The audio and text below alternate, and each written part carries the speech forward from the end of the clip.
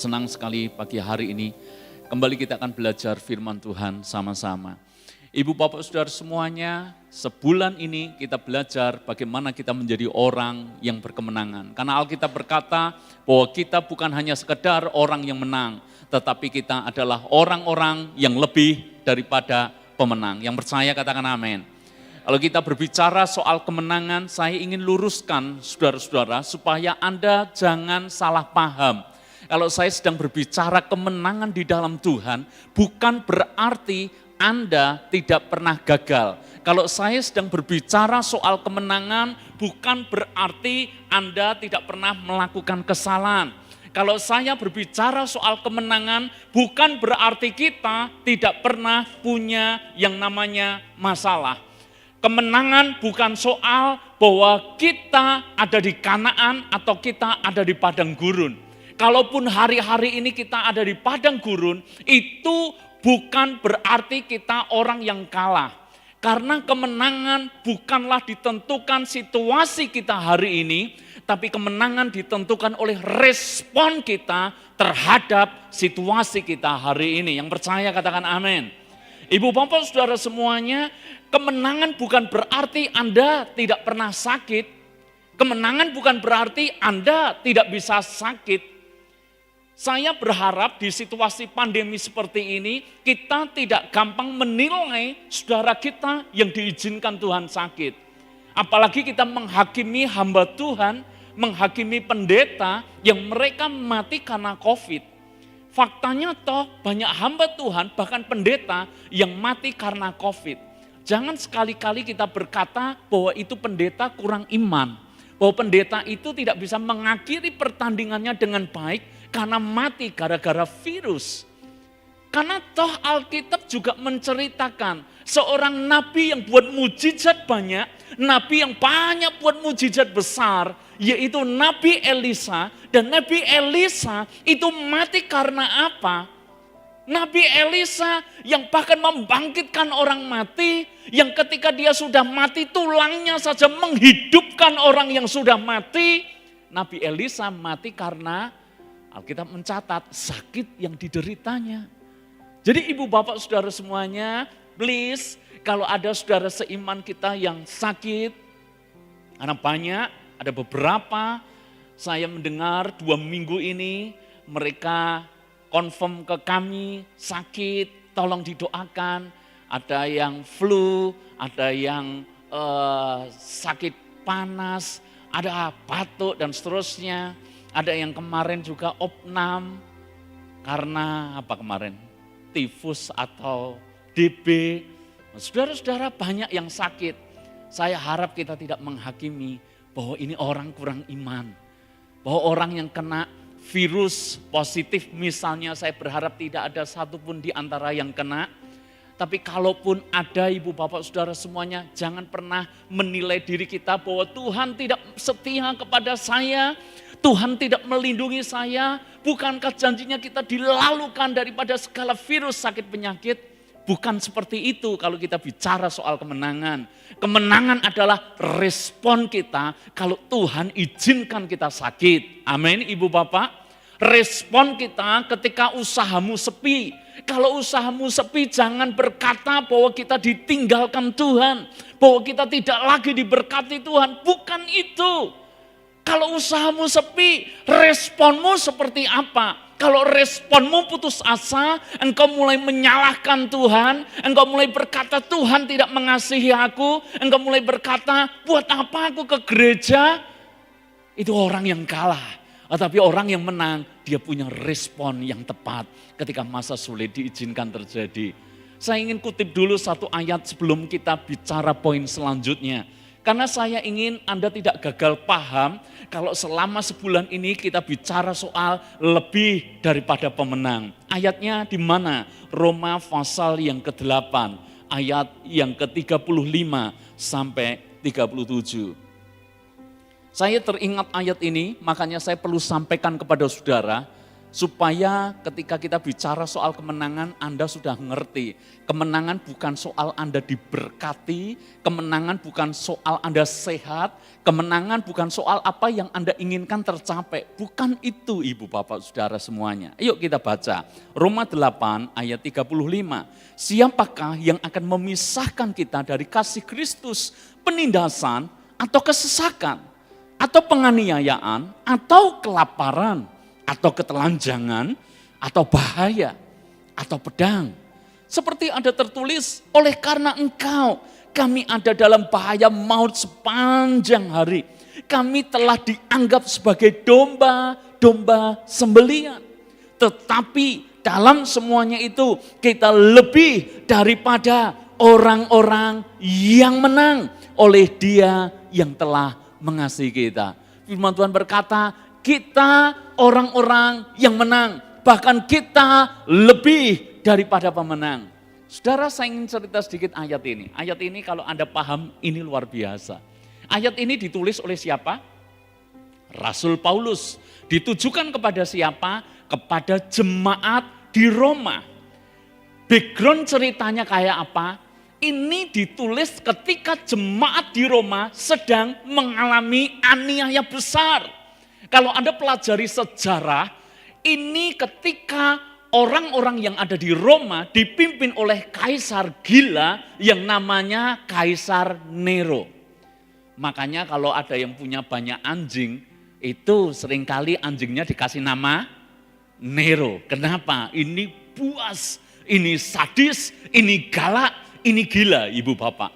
Ini kaisar yang punya ambisi dan menghalalkan segala cara. Salah satunya adalah dia ingin Ibu Bapak Saudara semuanya membangun istana yang baru, membangun kota yang baru. Kalau ingin yang baru tentu yang lama harus dihancurkan. Dan bagaimana supaya bisa bangun yang baru. Yang lama ternyata dihancurkan dengan cara dibakar.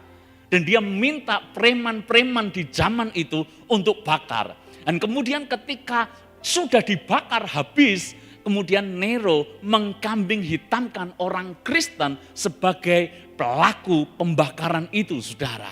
Itu sebabnya Nero memerintahkan untuk menangkapi orang-orang Kristen pada waktu itu. Mereka ditangkapi, lalu kemudian mereka tidak hanya dipenjara, tapi mereka dihukum mati dengan cara sadis. Mereka ada yang dipenggal, ada yang dibakar hidup-hidup. Bahkan menurut salah satu cerita tradisi Ibu Bapak, ada yang kepala orang Kristen ini dipenggal, lalu kemudian dibakar, dijadikan penerangan kota. Anda pelajari itu sejarah. Ibu Bapak Saudara, dalam situasi seperti itu, Rasul Paulus menulis surat untuk menguatkan jemaat di Roma. Makanya Paulus berkata, engkau ini lebih daripada pemenang. Kenapa? Karena tidak ada yang memisahkan engkau dari kasih Kristus. Soal apa? Soal penindasan. Waktu itu mereka ditindas. Kesesakan, penganiayaan, lapar. Kalau di penjara mereka dikasih makan sangat sedikit. Ketelanjangan, bahaya, pedang. Dan mereka banyak yang mati. Kalaupun mereka banyak yang mati, bukan berarti mereka kalah. Tapi mereka justru menang karena mereka tetap mempertahankan iman yang kepada Kristus di tengah-tengah ancaman dan penderitaan. Jadi kalau kita bicara soal kemenangan, bukan berarti kita tidak ada masalah. Justru kita diizinkan punya masalah, tapi kita punya respon yang benar. Anda tetap punya iman kepada Tuhan di tengah-tengah masalahmu. Itu orang-orang yang menang. Amin Ibu Bapak. Saya harap Anda punya pemahaman yang benar. Karena kalau tidak saya khawatir Anda yang nanti-nanti, yang Anda tunggu-tunggu adalah berkat. Yang Anda tunggu-tunggu adalah usahamu lebih laris. Yang Anda tunggu-tunggu promosi jabatan. Yang Anda tunggu-tunggu sehat tidak pernah sakit. Bukan soal itu. Tapi soal apapun yang terjadi, imanmu tetap teguh kepada Tuhan. Itu orang-orang yang menang. Saya lanjutkan pelajaran yang sudah kita pelajari selama 3 minggu belakangan Ibu Bapak Saudara. Kunci kemenangan Daud adalah yang pertama, dia menerima pengurapan Tuhan. Semenjak dia diurapi, hidupnya berbeda. Semenjak diurapi, roh Tuhan menyertainya. Sehingga kemanapun dia pergi, dia pulang selalu membawa kemenangan. Yang kedua, kemarin kita belajar kemenangan Daud karena Daud mempersiapkan semuanya dengan baik. Untuk mengalahkan Goliat, dia sudah lebih dulu mengalahkan singa dan beruang. Dia dipersiapkan luar biasa. Dan kunci yang ketiga, kemarin kita belajar bahwa Daud punya kerendahan hati. Orang yang rendah hati adalah orang yang menang. Karena kerendahan hati adalah awal daripada kemenangan. Rendah hati artinya kita setia dengan perkara kecil. Rendah hati artinya kita tidak perlu usaha membuktikan diri. Rendah hati artinya ketika kita melakukan kesalahan, kita siap untuk ditegur. Kemarin kita belajar itu. Hari ini kita akan lanjutkan pelajaran kita. Kunci kemenangan Daud yang keempat. Kalau Anda praktek akan hal ini, saya berkata firman Tuhan memberikan jaminan bagi kita semuanya. Kita akan menjadi orang-orang yang menang menghadapi kehidupan yang sulit hari-hari ini. Mari buka Alkitab kita sama-sama. Mazmur pasal yang pertama. Ayat yang pertama sampai dengan ayat yang ke-6. Mazmur pasal yang pertama. Mari kita baca ayat yang pertama sampai dengan ayat yang ke-6. Baik Ibu Bapak, mari kita baca ayat-ayat ini. Berbahagialah orang yang tidak berjalan menurut nasihat orang fasik, yang tidak berdiri di jalan orang berdosa, dan yang tidak duduk dalam kumpulan pencemooh. Tetapi yang kesukaannya ialah Taurat Tuhan, dan yang merenungkan Taurat itu siang dan malam. Ia seperti pohon yang ditanam di tepi aliran air, yang menghasilkan buahnya pada musimnya, dan yang tidak layu daunnya. Apa saja yang diperbuatnya berhasil. Bukan demikian orang fasik, mereka seperti sekam yang ditiupkan angin.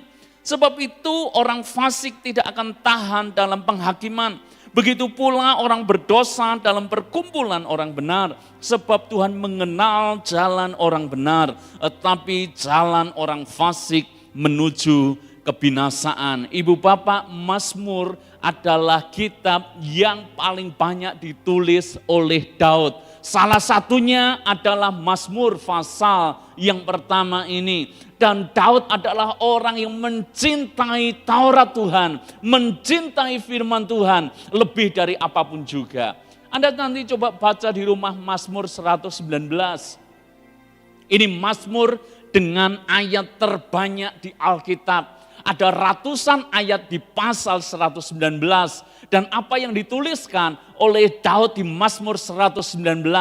Ini menyatakan kerinduan Daud yang besar akan firman Tuhan, akan Taurat Tuhan. Itulah yang membuat Daud kuat di masa-masa sulit. Itulah yang membuat Daud punya perspektif yang benar ketika dia mengalami penderitaan. Mazmur 119 ayat yang ke-71 kalau tidak salah, dan berkata seperti ini. Kalau aku tertindas itu baik bagiku, sebab aku bisa belajar ketetapan-ketetapanmu. Ibu Bapak, orang yang cinta firman, orang yang suka merenungkan firman, maka dia adalah orang-orang yang menang. Yang percaya katakan amin. Ibu Bapak, yang pertama Alkitab berkata seperti ini. Berbahagialah orang yang kesukaannya ialah Taurat Tuhan. Yang kesukaannya. Kalau kita bicara kesukaan, kita berbicara soal hobi. Kita bicara soal yang paling disukai. Ini kesukaan. Nah, saya tanya kepada Anda, apa kesukaan Anda? Jawabnya beragam. Ada yang suka makan? Boleh angkat tangannya. Nanti kita bikinkan pesta buat Anda. Kalau saya tanya Anda, apa kesukaan Anda? Ada yang menjawab makan, kuliner. Kesukaan saudara. Ada juga yang berkata, saya suka olahraga. Saya suka futsal. Saya suka sepedaan. Saya suka motoran. Saya suka shopping. Ibu-ibu, mumpung ada suami di sebelahmu, siapa yang suka shopping? Jangan-jangan suamimu belum tahu kesukaanmu. Kesukaan adalah sesuatu yang menyenangkan ketika dia melakukan. Dan bagi Daud, tidak ada yang lebih menyenangkan kecuali dia merenungkan Taurat Tuhan. Karena Daud berkata, kesukaanku adalah merenungkan Taurat Tuhan. Ibu bapak, orang kalau suka, dia akan rela bayar harga untuk apa yang dia sukai itu. Betul enggak? Kalau orang benar-benar suka kuliner, saya suka kuliner. Tetapi kalau dibilang saya memiliki kesukaan kuliner, belum bisa disebut demikian. Orang yang suka kuliner, itu terlihat dari harga bayar yang dia lakukan untuk dia melakukan apa yang dia sukai.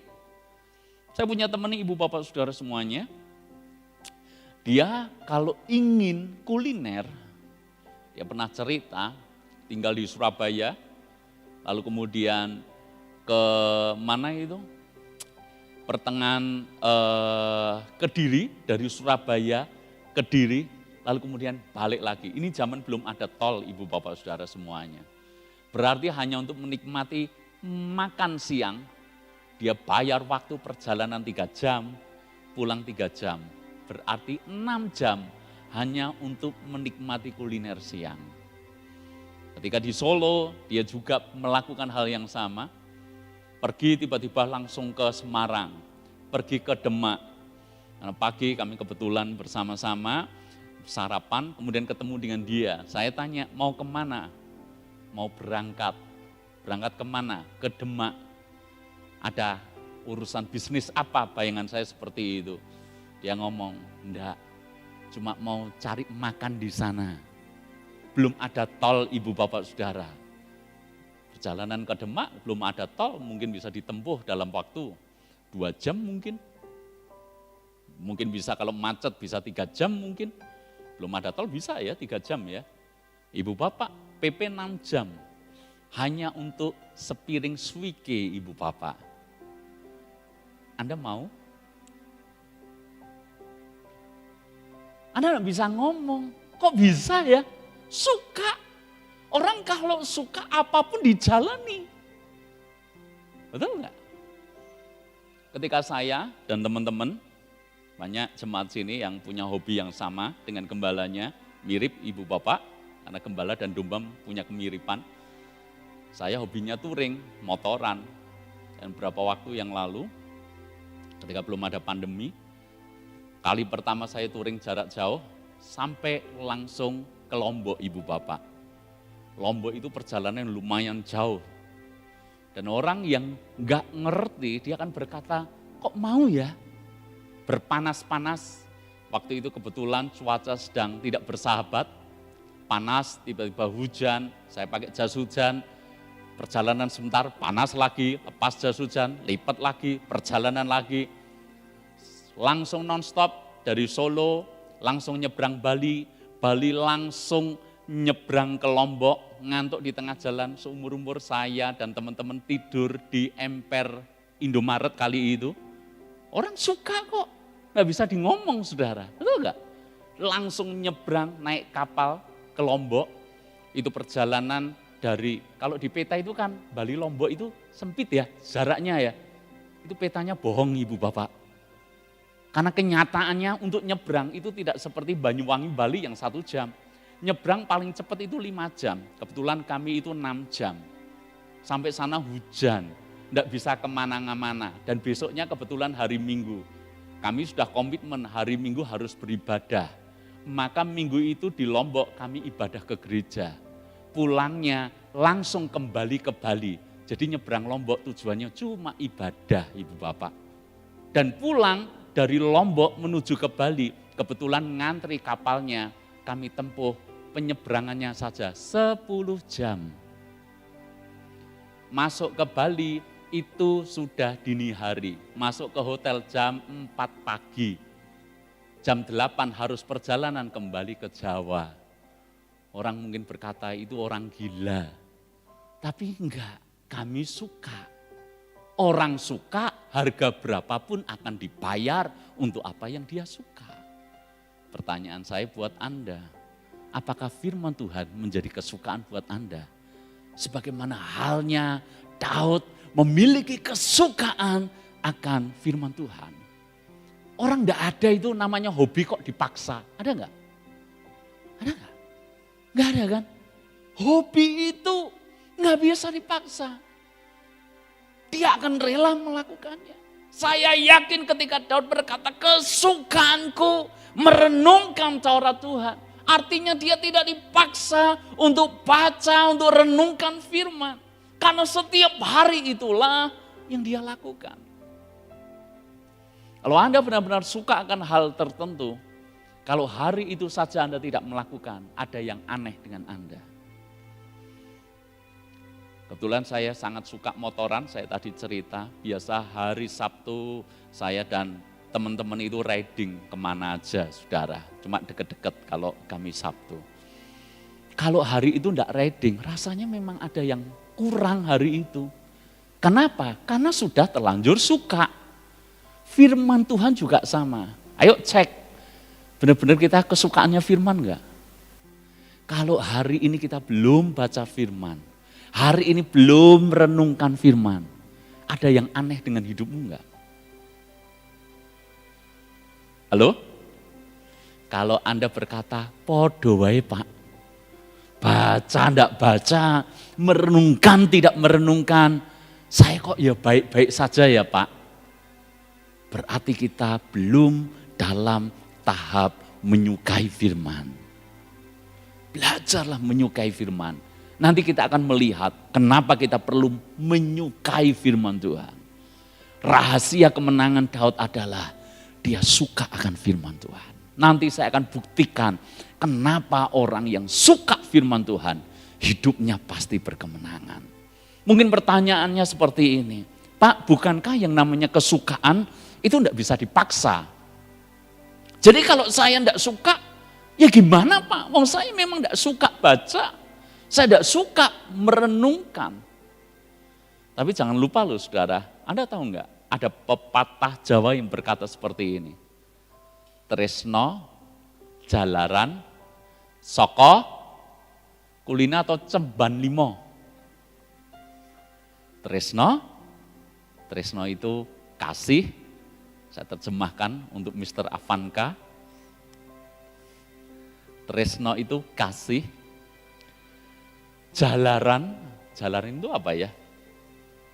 Dikarenakan ya, suka dikarenakan, soko kulino karena kebiasaan. Orang tidak bisa hobi tiba-tiba hobi pada pandangan pertama. Kalau saya lihat istri saya itu benar-benar cinta pada pandangan pertama. Saya percayakan hal itu. Dan saya ngalami Ibu Bapak.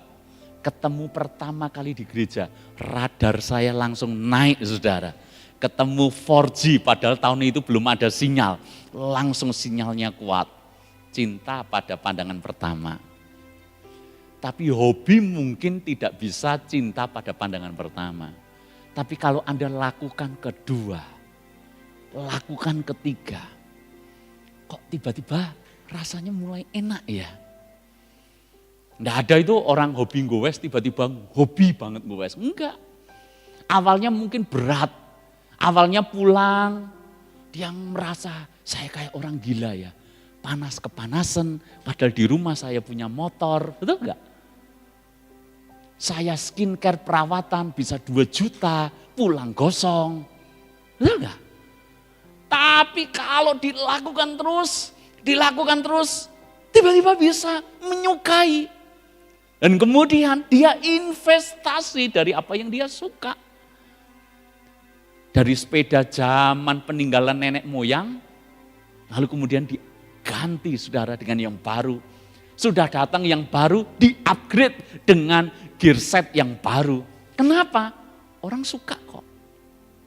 Yuk, kesukaan firman. Belajar cintai firman Tuhan. Amin. Belajar renungkan firman Tuhan. Caranya gimana? Dibiasakan. Halo? Dibiasakan.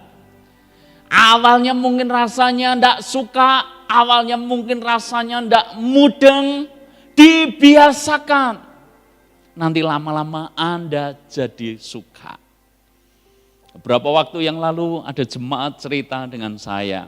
Dia berkata seperti ini, saya seumur-umur tidak pernah baca Alkitab. Tapi sekarang saya kok jadi suka baca Alkitab. Memang dia ikuti Bible Everyday setiap hari. Saya berharap Anda juga ikuti semuanya. Amin. Oh sekarang aku jadi ngerti. Dan dia berkata, wah ceritanya lebih keren daripada drakor katanya gitu ibu bapak. Ini orang yang mulai suka. Dan saya yakin kalau dia lakukan terus menerus. Dia akhirnya kalau tidak baca satu hari, rasanya ada yang aneh dalam hidupnya. Karena dia cinta firman. Saya berharap ibu bapak Anda dalam titik itu. Kalau tidak berdoa setiap hari, ada yang aneh. Kalau tidak baca firman setiap hari, ada yang aneh. Kalau tidak ikuti Bible everyday, ada yang aneh. Ini bukan soal saya pengen nambah view dari Anda, bukan itu ibu bapak. Tapi saya berulang kali ngomong, saya tidak rela loh. Saya bikin Bible everyday itu untuk jemaat dulu, untuk anak dulu, untuk Anda. Jangan sampai anak tetangga yang malah menikmatinya. Sementara anak sendiri kelaparan karena tidak pernah menikmati firman. Ibadah dibiasakan. Ibu bapak, saya tahu situasi seperti sekarang situasi yang sulit. Justru situasi sulit, carilah Tuhan. Renungkan firman dan jadikan firman Tuhan sebagai kesukaan. Belajarlah dari Daud. Yang kedua, kalau yang pertama tadi firman Tuhan berkata yang kesukaannya ialah Taurat Tuhan dan yang merenungkan Taurat itu siang dan malam. Jadi rupanya Daud berkata orang yang bahagia itu adalah orang yang kesukaannya firman dan apa saudara? Tidak cuma sekedar membaca, tetapi merenungkan. Kita ini problemnya seringkali baru tahap membaca. Membaca dan merenungkan. Kita bisa membaca tanpa merenungkan. Tetapi kita tidak bisa merenungkan tanpa membaca. Jadi kita memang harus baca, setelah itu merenungkan. Saya berharap kalau Anda baca Alkitab, itu tidak seperti Anda baca novel. Ada beberapa gerakan, ya bagus ibu bapak, yang mengajak orang Kristen mencintai firman, baca firman. Gerakan ini mengajak kalau tidak salah baca 8 pasal satu hari, kalau tidak salah maaf. Jadi setiap hari itu harus baca pasal pertama, pasal kedua sampai 8 pasal. Ya bagus ibu bapak, supaya nanti Alkitab itu segera selesai dibaca gitu maksudnya. Bagus. Tetapi kalau saya sih lebih prefer untuk Anda baca 1 pasal saja satu hari, tapi dalam, tapi Anda dapat sesuatu. Anda baca, terus kemudian direnung. Jadi jangan baca itu pasal 2, ya apalagi baca dalam hati. Saya kasih tips ibu bapak saudara semuanya. Kami melakukan sejak kami menikah. Kami kalau baca firman Tuhan, kami benar-benar baca. Karena firman Tuhan berkata, orang harus memperkatakan Taurat. Betul enggak? Perkatakan Taurat, bertindaklah hati-hati sesuai yang tertulis di dalamnya, maka perjalananmu akan berhasil dan beruntung. Yosua 1 ayat yang ke-8. Jadi harus diperkatakan. Maka kami praktek. Semenjak kami menikah, kami baca, kami memperkatakan. Memang lebih lama ibu bapak saudara. Tapi sekalipun lebih lama, banyak berkat yang saya dapatkan. Sebab kalau baca dalam hati, itu biasanya bacanya cepat banget. Apalagi kalau sudah di Keluaran, Bilangan, Imamat, saudara, ini wah kemah suci lah, silsilah lah, ini nama tidak penting lah. Bacanya selesai. Baca, perkatakan. Nanti kalau ketemu ayat tertentu mulai direnungkan. Itu loh kuncinya. Ibu bapak saudara semuanya, kalau Anda merenungkan Tuhan, merenungkan Taurat Tuhan, saya yakin 100%, karena saya ngalami. Anda pasti ketemu dengan ayat-ayat yang Tuhan munculkan buat Anda. Halo? Cuma kalau Anda bacanya set, yang penting capai target hari ini, ya mungkin kita tidak dapat sesuatu. Kalau Anda merenungkan, saya yakin banyak berkat kok yang Anda bisa dapatkan kalau Anda baca. Saya kasih contoh ya, misalnya. Situasi seperti ini, Anda ketemu Mazmur pasal 62 kalau tidak salah. Hanya dekat Allah saja, aku tenang. Anda pernah baca ayat itu? Cara renung gimana toh dari ayat itu? Saya kasih contoh ya.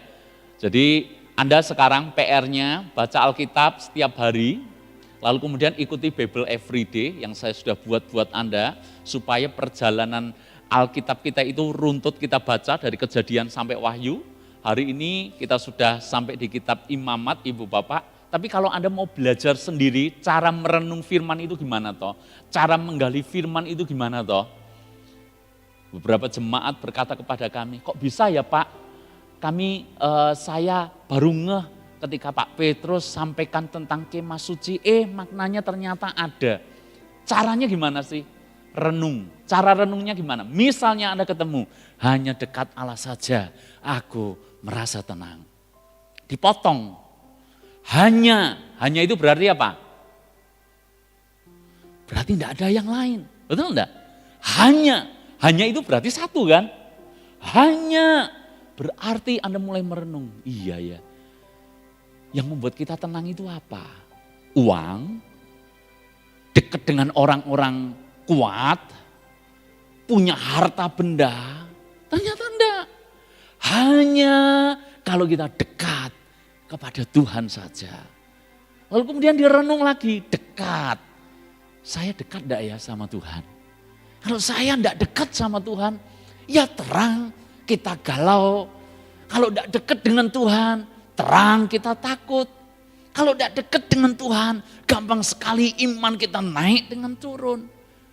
Hanya dekat Allah saja.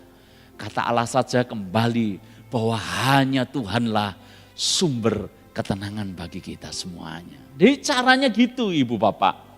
Kalau baca, renung, mulai pelan-pelan dinikmati. Kata merenungkan kalau dalam bahasa Ibrani itu hagah. Katakan hagah. Hagah itu artinya apa? Punya arti mengunyah. Firman itu makanan. Dan hagah itu artinya mengunyah.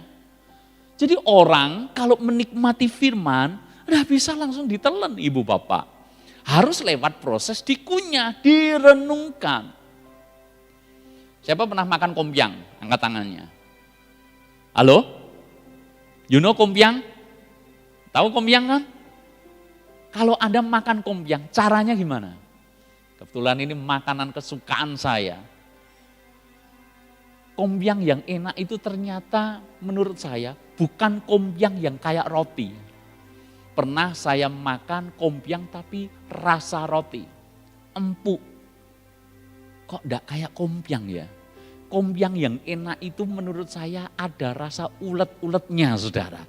Dan ada pergulatan, tidak hanya di batin saja, di mulut juga. Otot-ototan saudara, betul enggak? Ini kompiang. Bayangkan saya makan kompiang langsung telan gimana? Langsung berhenti di sini, bahaya itu. Jadi kalau mau makan, dikunyah dulu, dinikmati dulu. Kunci menikmati makanan itu sebetulnya dikunyah kok. Betul enggak? Makanan seenak apapun coba, masuk langsung telan, masuk langsung telan. Rugi Anda. Kunyah, nikmati. Jadi kalau Anda proses mengunyahnya bisa, firman Anda biasakan direnung, dikunyah, mau ketemu makanan keras, enggak jadi masalah. Paulus pernah berkata kepada jemaat, kalau menurut ukuran waktu, engkau ini mestinya sudah tidak makan susu lagi. Karena susu untuk anak-anak. Menurut ukuran waktu, engkau harusnya sudah makan makanan yang keras. Bisa makan makanan yang keras kalau ada proses mengunyah. Kalau Anda terbiasa cinta firman, Anda suka merenungkan firman, ketika nanti pendeta khotbah yang keras buat Anda, jadi masalah. Karena kita sudah terbiasa mengunyah. Kalau susu kan tidak mungkin dikunyah kan. Pernah lihat bayi minum susu kunyah? Bisa nggak? Nggak perlu kan? Nangkep maksud saya. Kalau Anda terbiasa merenung firman, engkau mesti dewasa dengan sendirinya. Makanya ayo jemaat Tuhan di tempat ini, cintai firman Tuhan. Hidupmu pasti beda, pasti beda. Yang terakhir saya akan selesai di sini. Tadi kita sudah belajar dari ayat yang kedua, tetapi yang kesukaannya ialah Taurat Tuhan, yang merenungkan Taurat itu siang dan malam. Ayat yang ketiga, ia seperti pohon. Pohon yang gimana? Pohon yang ditanam. Ditanam di mana? Ditanam di tepi aliran air. Kalau ditanam di tepi aliran air, apa yang terjadi? Itu cara merenung, saudara. Yang terjadi adalah dia akan menghasilkan buah. Dan ternyata tidak cuma sekedar menghasilkan buah. Dia hasilkan buah pada musimnya. Loh, apa artinya? Ada loh buah, tapi dia tidak menghasilkan buah pada musimnya. Kita tanam padi, berapa bulan harusnya panen? Ayo jemaat, berapa bulan? 3 bulan panen. Nanam padi 3 tahun baru panen. Ini namanya menghasilkan buah tapi enggak pada musimnya. Kelamaan. Nanam duren 3 tahun mestinya udah panen. Setelah itu setiap tahun dia panen. Tapi nanam duren 10 tahun baru nikmati buah yang pertama. Ini artinya pohon itu menghasilkan buah tapi tidak pada musimnya. Dan kemudian Alkitab berkata, yang tidak layu daunnya. Daunnya terlihat segar. Pohon yang sehat atau tidak itu kelihatan. Kelihatan dari mana? Dari daunnya. Orang awam pun bisa bedakan mana pohon yang sehat dan mana pohon yang tidak. Pohon yang sehat kelihatan daunnya segar, buahnya banyak. Ibu bapak, saya ingin mengatakan kepada Anda, orang yang cinta firman, tiap hari baca, renungkan firman, orang lain bisa melihat akan hal itu. Minimal orang lain bisa merasakan akan hal itu. Kenapa? Hidupnya ini kelihatan segar, perkataannya menyegarkan. Anda pernah ketemu? Kita tidak usah mencoba menilai, menghakimi orang. Kalau Anda ketemu dengan seseorang yang dibicarakan cuma sesuatu yang kosong, obrolan yang tidak jelas, yang dibicarakan cuma ngerasani sana, ngerasani sini, yang dibicarakan cuma sakit hatinya, yang dibicarakan ngalor ngidul tidak jelas, jangankan 1 jam Anda mendengarkan, baru 5 menit, 10 menit rasanya capeknya luar biasa. Orang itu kering, perkataannya kering. Kenapa kering? Karena dia tidak tertanam di tepi aliran air. Dia tidak suka firman, dia tidak merenungkan firman. Orang bisa rasa kok. Orang bisa rasa, tidak usah kita berusaha menghakimi, menilai pengkhotbah. Tapi ada pengkhotbah yang khotbahnya bagus. Tetapi kok impact-nya kayak nggak ada ya. Kalau orang umum atau orang dunia berkata, kok kayak enggak ada nyawanya ya, betul enggak? Ini orang musik mesti ngerti ya, main musiknya bagus. Tapi kok nyawanya kayak enggak ada ya. Nah, kalau kita bicara soal pelayanan, ada yang khotbahnya bagus. Tapi kok Apa ya? Impact-nya, dampaknya kok nggak ada ya? Saya tidak berusaha menghakimi. Kita tidak perlu menilai. Tetapi hamba Tuhan yang dia cinta firman, perkataannya adalah perkataan yang segar. Orang bisa merasakan dampaknya. Amin. Ayo teman-teman pelayan Tuhan semuanya, dengar baik-baik ya semuanya ya. Pelayan Tuhan, pelayanan itu penting siapapun juga. Terlebih lagi mereka yang pelayanan di depan ini. Saya berkata, jemaat kita semuanya bisa merasakan dampak dari pelayanan kita.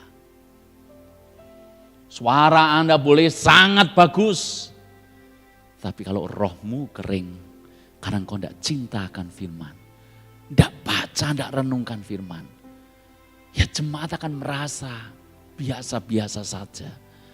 Tapi sebaliknya, ada yang mungkin cara memimpinnya biasa, suaranya biasa, tetapi begitu dia naik, langsung jemaat bisa merasakan hadirat Tuhan yang luar biasa. Ini orang yang cinta firman, Ibu Bapak. Pemain musik juga sama. Main musik bukan hanya soal skill. Ayo teman-teman musik. Bukan hanya soal skill.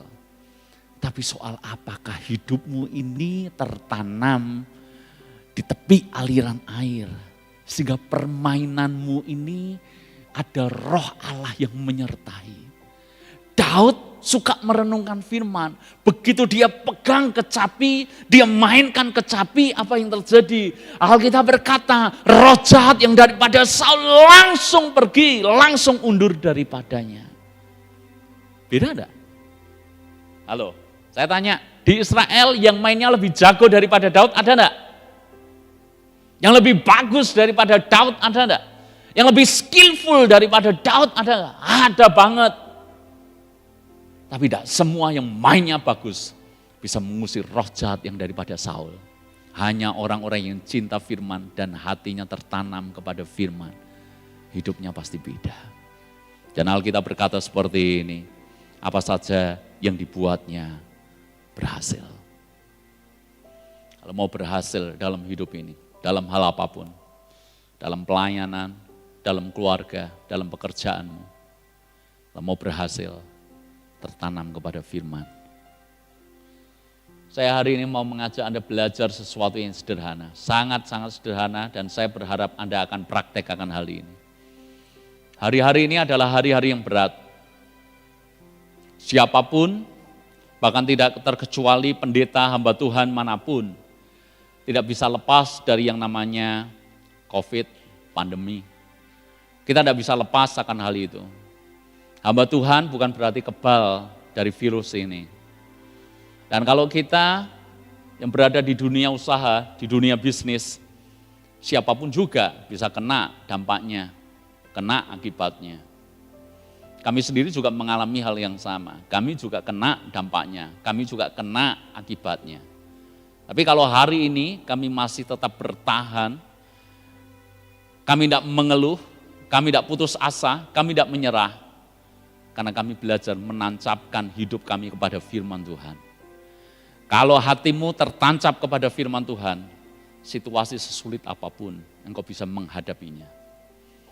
Bukankah kalau benih itu tidak tertancap kepada aliran air, jatuh di tempat di mana semak duri, kekayaan dunia, kekhawatiran dunia menghimpitnya, maka tanaman itu akan mati.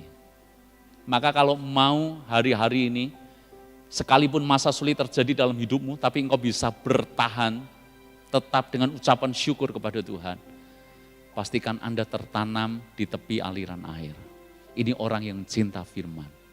Karena sesungguhnya firman Tuhanlah kekuatan kita. Saya akhiri dengan sebuah cerita Ibu Bapak Saudara semuanya. Ibu Bapak Saudara, diceritakan, saya tidak tahu kebenarannya ini merupakan kisah nyata atau tidak. Tapi kalau dari artikel yang saya baca, ini kisah nyata. Cuma saya berpikir, kalau ini kisah nyata, kok ya menggelikan dan sekonyol itu. Jadi ceritanya gini, ketika di Perang Dunia Pertama, setelah selesai perang, ada beberapa orang dari Afrika itu dapat kesempatan untuk pergi ke Eropa. Jadi ceritanya seperti itu. Dan kemudian ketika mereka pergi ke Eropa, ini orang Afrika udik ibu bapak. Jadi Afrika tapi sudah paling pedalaman gitu. Tidak pernah lihat peradaban modern. Mereka dibawa untuk menginap di sebuah hotel yang cukup mahal. Tidak diceritakan latar belakangnya kenapa ini orang-orang Afrika ini dibawa ke hotel yang mahal. Tapi ketika mereka diinapkan di hotel yang mahal, dan kemudian ketika untuk pertama kalinya mereka membuka keran air, mereka sangat terkejut, mereka sangat syok. Mereka buka, tiba-tiba air mengalir keluar dari situ. Mereka sangat heran, yang seperti ini gak ada di Afrika. Kalau di Afrika mau dapat air harus cari di mana ada air. Ini kok enak banget, tinggal dibuka airnya keluar, tinggal ditutup airnya berhenti. Lalu saudara, apa yang dilakukan orang-orang Afrika ini? Anda bisa tebak apa yang dilakukan? Dia copot kerannya itu. Dan kebetulan orang yang ngajak ini, orang dari Eropa ini lihat apa yang mereka lakukan. Lalu kemudian orang ini tanya, "Hei, kenapa kamu lepas itu keran?" Lalu dia menjawab, "Yang seperti ini tidak ada di tempat kami. Ini luar biasa ajaib. Saya cuma buka kerannya, keluar airnya. Saya akan bawa pulang ke sana. Nanti di sana saya akan buka, airnya pasti keluar." Konyol enggak? Konyol. Tapi banyak orang Kristen kayak gini enggak? Yang dicari bukan sumbernya, yang dicari apanya? Kerannya ini loh. Padahal selama keran itu tidak nempel kepada sumber, air itu tidak mungkin mengalir. Hari ini, ayo semuanya punya pengalaman dengan Tuhan. Amin ibu bapak? Amin?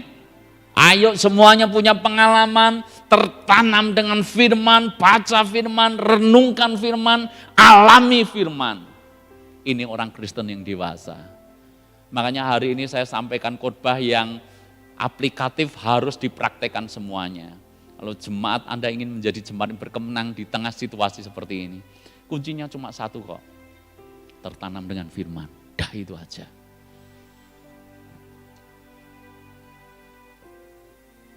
Saya berharap Anda mulai mencintai firman, Anda tidak akan pernah rugi. Karena itulah sebetulnya rahasia yang sesungguhnya. Kalau Anda baca seluruh Alkitab, isinya, kuncinya cuma satu. Cintai firman Tuhan. Karena begitu kita mencintai firman Tuhan, bukankah Tuhan itu adalah firman itu sendiri? Hidupmu pasti berubah, hidupmu pasti beda. Yuk pemain musik, pemuji, penyembah silahkan maju ke depan. Sebagaimana Daud menang karena dia punya kesukaan merenungkan firman. Maka saya rindu jemaat Tuhan di tempat ini adalah jemaat yang berkemenangan karena mencintai firman. Terima kasih Tuhan, terima kasih. Haleluya.